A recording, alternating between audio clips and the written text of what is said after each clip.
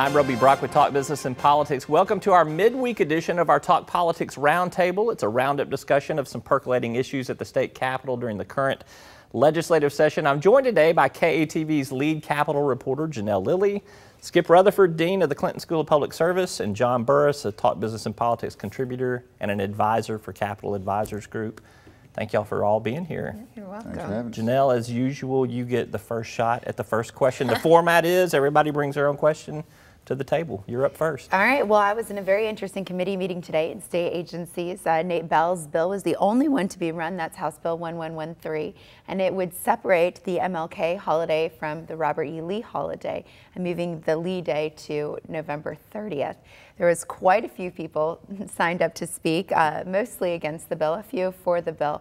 But in the end, the vote wasn't even close. And it was a resounding no from the committee. I want to know, is that a surprise for you guys, how the actual votes lined up? And we had Representative Armstrong even voting no, and certain people were surprised by that as well. What about you, Skip? What do you think? Well, I'm really not surprised. I mean, I think you could have predicted that vote based on previous discussions about that issue.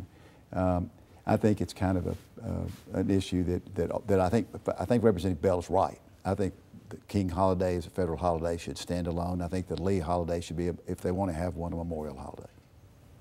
Yeah, I was probably a little surprised by the vote, just because to me it seems like a pretty reasonable compromise to propose.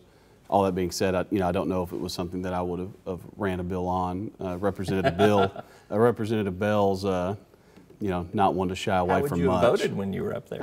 I would have voted. I would have voted for the bill. Okay. Yeah, I would have voted for the bill. All right. I was surprised at the vote outcome because I thought that really there has been a pretty big public outcry about it. I mean, when you looked at the national attention that was rained on Arkansas as a result of the social media that went around on that holiday, I thought that there were a lot of people that said, whoa, whoa, whoa, we definitely, it's what sparked Nate Bell filing the bill in the first place, was that kind of reaction. And so for Representative Armstrong to get up there today and say, I didn't think there's been that much outcry, I don't know why we should do this at this point in time in our nation's history, I was surprised by that reaction and response. I mean, and I was in the committee room and saw the fireworks. They actually had state police in the committee room, just, for safety reasons, concerned that maybe in some case folks. the war broke back out again or something. I wasn't. You're the one who said it, Roby, not me. The overall vote, the Eddie Armstrong vote.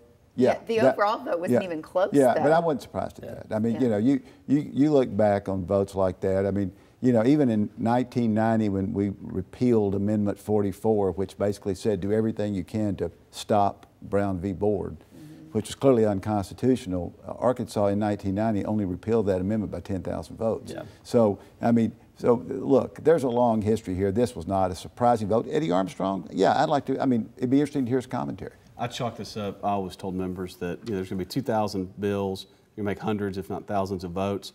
Maybe 5 you want to vote on or have an opinion on before you got to the Capitol. For me, this is one of those. You look back and you look at some of this stuff, and it's never a bill I would have filed. Representative Bell's wanted to jump into the middle of stuff and try to tackle it, and I think he felt pretty strongly about this. But I'm sure it's a vote that a lot of members would have preferred not to have made.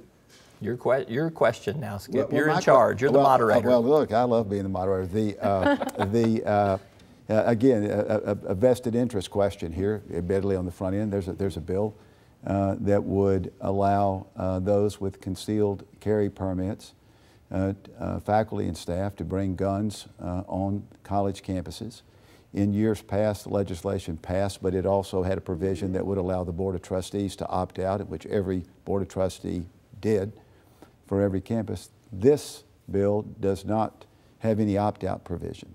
So, you know what they say, if at first you don't succeed, try again. Can't fault that theory. No, and I think that's exactly what this is. It was one of the things that when the bill made it through the first time, and you could be able to speak to this as well, people didn't really think that everyone was going to opt out of it, and it was almost universally true. 52 out of 52. Yeah, I think. It really was. Every week, every time one of the boards met, it was week after week. Another one had opted out. Another one had opted out. And I think, as far as I'm understanding it from Representative Collins, he really does strongly believe that if you have a concealed carry license, that you should be able to take it on campus, and regardless of what the board says, they're not it's not anyone bringing on campus. They're certainly, you know, professors, and they, you know, they have these licenses. But so I think it's just kind of him closing the loophole that he didn't think was a loophole the first time around. You know, personally, again, I'm not in the voting business anymore, but I would vote for this one. I don't mind saying that. You'd vote for this bill?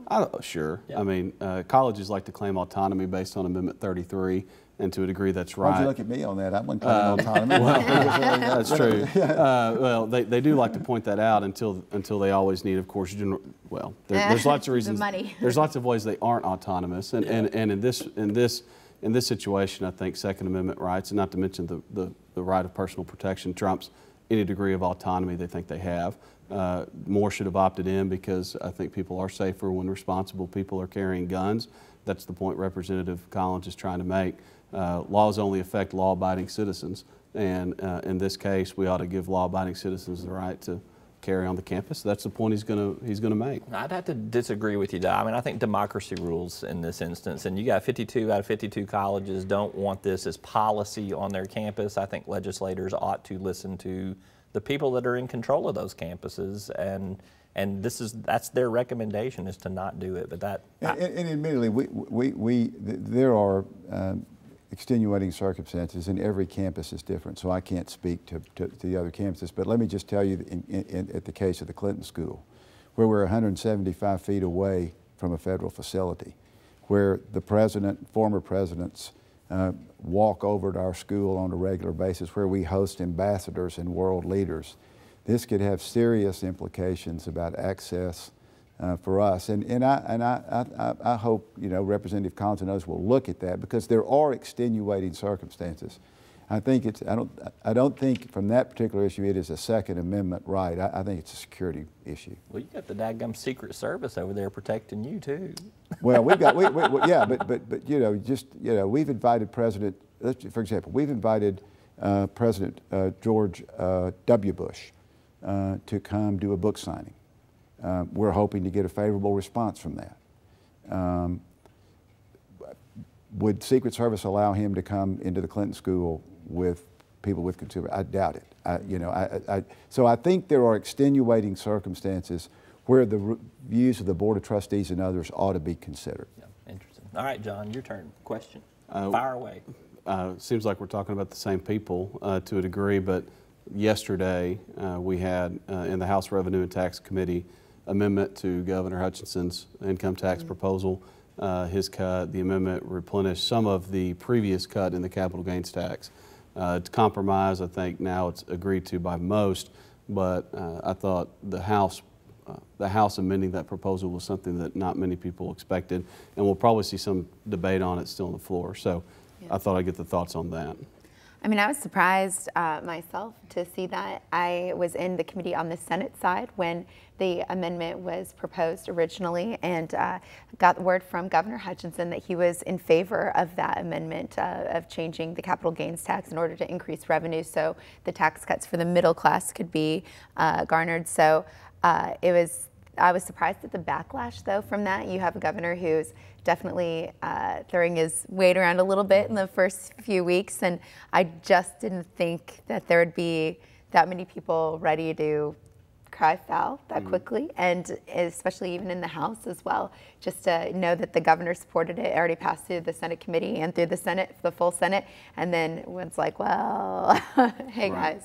Yeah. Well, John probably had better insight than I did, but I heard it for the first time when the governor spoke at UAMS, talking about the private option plan, when he talked about his plan, and I thought, wow, that's pretty bold for him, you know, which is, again, not criticism, bold.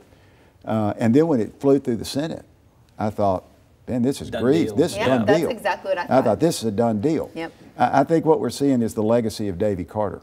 And I think we're seeing a lot of people who worked with Davy Carter hard on that capital gains thing. And I think the people in the House said, whoa, let's take a look at this. Now, I don't think it's a defeat for Governor Hutchinson.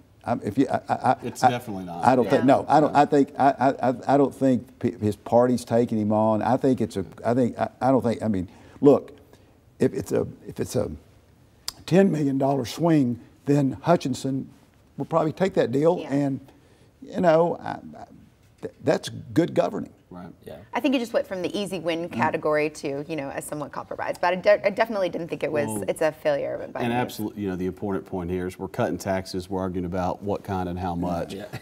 And, you know, 10 million versus 20 million. that's, as a Republican, that's our side of the field. Well, and I think that the fact that he's got to get 75 votes in the House to get it through, he may have to go ahead and let it go back to the 50% threshold versus the 40, unless he can peel off enough votes to get it at 40. I guess it came out of committee on Tuesday, which means it should be, if the regular schedule is followed, up for vote on Thursday, if they feel like they have the votes by then. Yeah, and I think it's a matter of just putting the votes together. I mean, you're adding up the numbers. I mean, it's, you know, again, I don't want to minimize this. This sounds Republican, John, but you know, but $10 million in this entire budget situation is really pretty easy for the governor to negotiate with. It's pretty smart politics on the part of the governor here. I've been on the end of increasing tax cut packages a couple times, and I've always been told the sky would fall and it never would. They leave a little cushion, as most governors do. I agree with that. All right, I'm getting, as we're sitting here talking, that a motion by the State Board of Education to take over the Little Rock School District,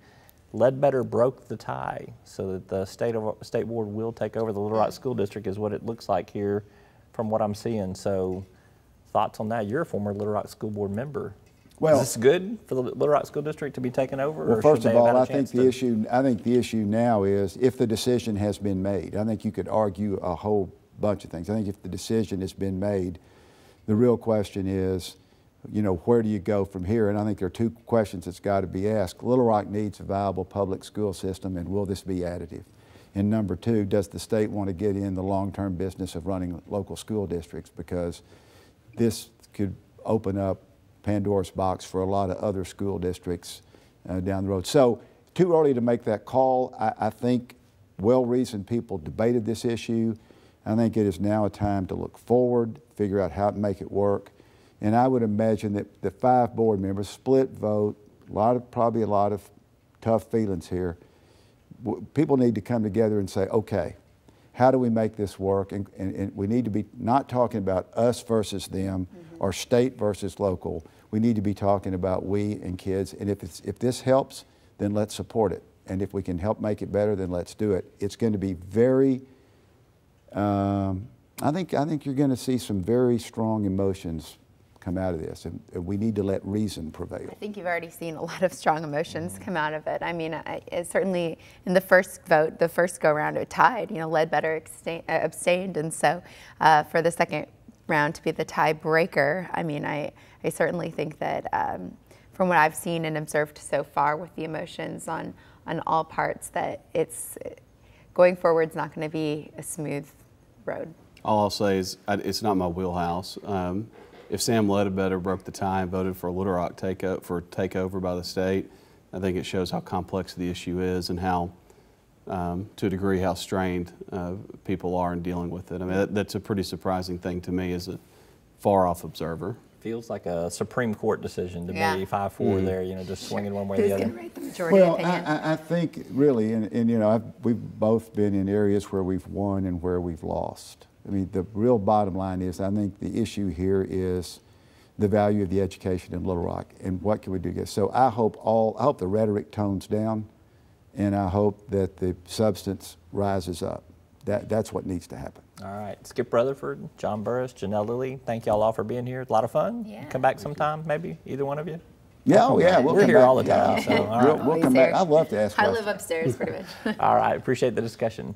We're going to be back for more next Wednesday afternoon, our political roundtable, our Talk Politics roundtable here. You can catch the latest breaking business and political news at talkbusiness.net and KATV.com. Tune in every day to keep up with what's going on at the Capitol. Thanks for watching.